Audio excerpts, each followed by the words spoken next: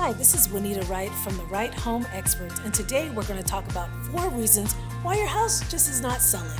Reason number 1, the wrong price. The right price is what the buyer is willing to pay for. Understanding the market and knowing the conditions of your home is critical. This will help you determine what price you can list your home for. Reason number 2, bad photos. A picture is worth 1,000 words. Photos are a valuable part of your selling strategy. Good and honest listing photos will help show your house in the best possible light. Reason number 3, no staging. Staging a house can help buyers visualize the space. It can help highlight the best features and minimize the worst. Reason number 4, unfavorable market conditions.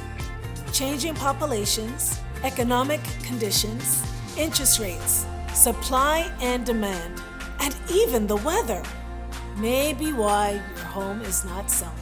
Look into home buying trends in your area so you can understand why your house is not selling. Call me, Juanita Wright, at the Right Home Experts so I can help you with all your real estate needs.